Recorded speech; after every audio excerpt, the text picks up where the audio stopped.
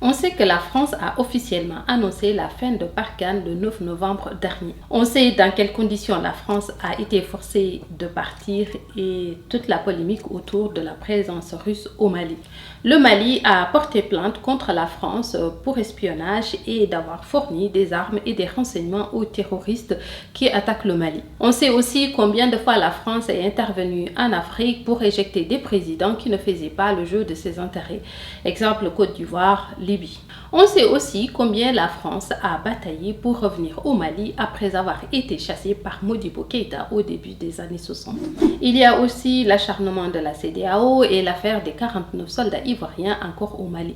Donc avec tout ça, on nous dit que la France a déployé l'un de ses plus gros navires de guerre en Côte d'Ivoire. Yambo la famille, j'espère que vous allez bien. Je m'appelle Tanoumlel et je donne mon avis sur l'actualité même si personne ne me l'a demandé. La France, de plus en plus contestée et décriée avec ses milliers de soldats en Afrique, ramène un de ses plus gros navires de guerre en Côte d'Ivoire.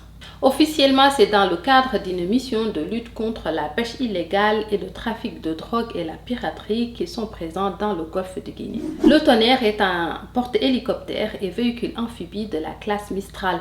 Elle a une capacité de 22 000 tonnes et mesure près de 200 mètres.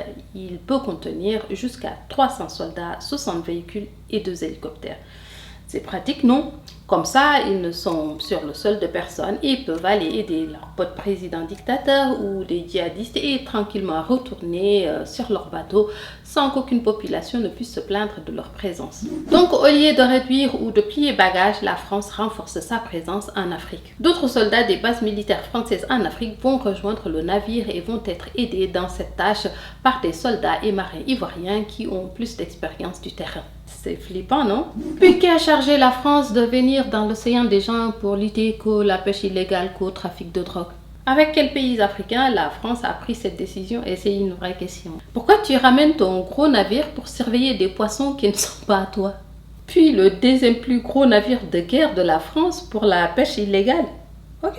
Et si c'est la lutte contre le trafic de drogue, bah reste devant chez toi et surveille. Non, je rigole. Faut pas que les France-Africains tombent dessus à bras raccourcis.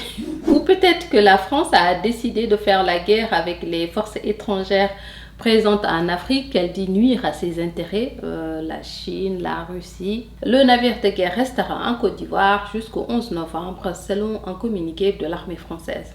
Bon, après, ils vont embarquer leurs soldats sans domicile fixe de Barkhane et Takuba pour aller en mer pour faire je ne sais quoi. Je trouve que cette affaire n'est pas très claire, ok?